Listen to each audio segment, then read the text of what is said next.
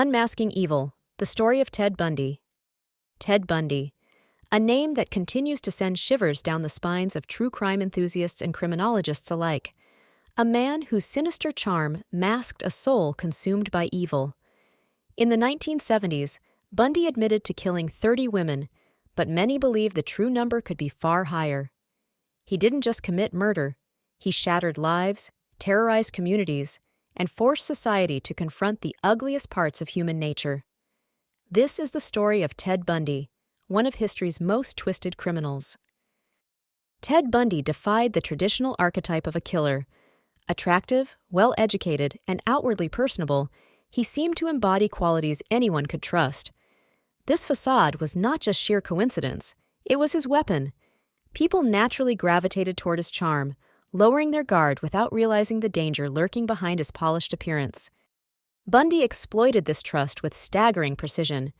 Whether he feigned an injury, carried books, or asked for help loading something into his car, he preyed on the inherent goodness in others. His victims, mostly young women, never saw what was coming. To the outside world, he was the perfect gentleman, working in politics, attending law school, helping his community. But this was all part of his mask, hiding the monster within. Born on November 24, 1946, in Burlington, Vermont, Ted Bundy grew up under circumstances that were anything but ordinary. Raised to believe his grandparents were his parents and his mother was his sister, Bundy's early life was steeped in deceit. Some attribute his psychopathic tendencies to these formative years, though nobody can definitively trace the origins of his monstrosity. During his teenage and college years, Bundy developed a taste for manipulation and control.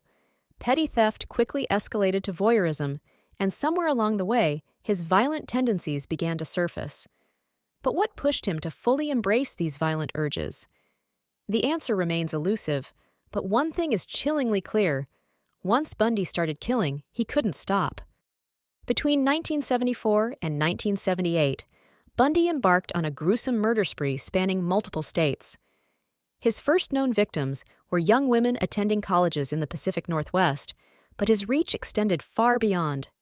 He would kidnap, assault, and brutally kill his victims, disposing of their bodies without remorse.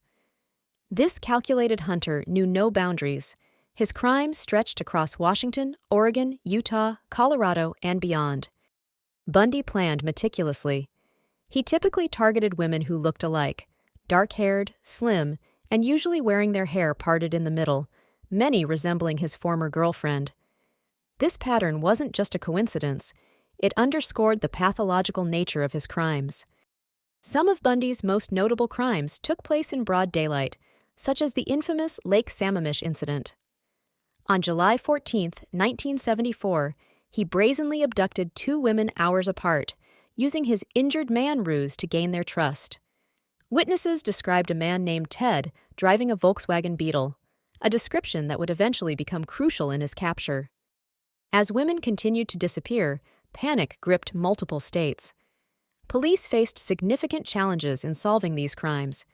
Bundy committed murders in different jurisdictions, exploiting gaps in communication between law enforcement agencies, a challenge that plagued 1970s criminal investigations. Witnesses from Lake Sammamish gave authorities their first major lead. A detailed composite sketch of Ted was circulated widely, leading to hundreds of tips. Among them was a suggestion from Bundy's own girlfriend, who recognized the description and the car. Despite the tip, law enforcement failed to connect Bundy to the murders, and he continued to kill undeterred. Bundy's reign of terror hit a brief snag in August 1975 when a traffic stop led to his arrest. Police found suspicious items in his car, including handcuffs, a crowbar, and nylons. Still, Bundy's remarkable ability to manipulate saw him dodge major charges initially. While awaiting trial for kidnapping, Bundy planned his first escape. In 1977, during a visit to the courthouse library, he jumped out of a second-story window, fleeing into the wilderness.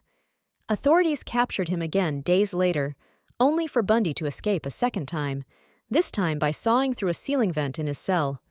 He was now a fugitive, hungry for blood. Bundy's escapes culminated in one of his most brazen attacks, the Chi Omega sorority house murders. On January 15, 1978, in Tallahassee, Florida, Bundy entered the house late at night and unleashed unparalleled violence. Within minutes, he had brutally attacked 4 women, killing 2. Bundy's rage during this attack was almost feral, an unrelenting escalation of his previous crimes. The attack left the nation in shock. Bundy's crimes had now moved from calculated murders to outright massacres. The clock was ticking, and law enforcement closed in. Bundy's luck finally ran out on February 15, 1978, when he was pulled over in Pensacola, Florida. This time, authorities knew exactly who they had. Bundy faced trial for the Chi Omega murders and other crimes, and his trial became a media sensation.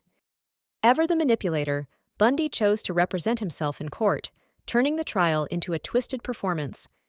His charm was on full display, captivating reporters and even some members of the public. But behind the charisma lay the same cold, calculating killer. During the trial, crucial evidence like bite marks on one victim's body sealed Bundy's fate. In 1979, he was sentenced to death. For the first time, it seemed, Bundy met a force greater than his own ego: justice. While on death row, Bundy continued to play games. He offered confessions in exchange for delays to his execution, revealing crimes authorities hadn't yet tied to him. These chilling recounts painted an even grimmer picture of his true body count. On January 24, 1989, Bundy was executed in Florida's electric chair. Crowds gathered outside the prison, celebrating the end of a life that had caused immeasurable suffering. Bundy's final words were devoid of remorse, highlighting his complete lack of empathy until the very end. Ted Bundy left behind a chilling legacy. His case revolutionized both criminology and law enforcement, emphasizing the importance of interagency cooperation and criminal profiling. But beyond the procedural advancements lies an even more important lesson: monsters don't always look like monsters. Bundy's ability to manipulate and deceive underscores the terrifying truth that evil often wears a friendly face. His case serves as a somber reminder of the danger in underestimating those who seem trustworthy or ordinary. While Bundy's name is infamous, it's the victims' stories that deserve to be remembered. Each woman he killed had a life, a family, dreams, and ambitions, all cut short by his monstrous acts. Their identities must remain central to this narrative, lest they risk being overshadowed by the notoriety of their murderer. Bundy thrived in anonymity, his crimes spanning years due to the difficulty of connecting his actions across state lines. Today, the advancements in communication and profiling owe much to cases like this, but the scars left by Bundy's spree remain indelible. Ted Bundy's story is not just one of violence, but also of manipulation, societal failure, and an unsettling look into the dark depths of human nature. His outward charm blinded victims and even law enforcement, proving that monsters rarely appear as such until it's too late. For true crime enthusiasts, his story represents a mixture of morbid fascination and grim caution. It's a tale that forces us to confront uncomfortable truths about evil, trust, and the importance of vigilance. Bundy's crimes belong firmly in history as a chilling reminder of what humanity is capable of and why we must constantly learn from the past to protect the most vulnerable. Let this story, drenched in darkness, serve as a rallying cry to never ignore the warning signs, to never let appearances deceive. Evil hides in plain sight, and Ted Bundy proved it.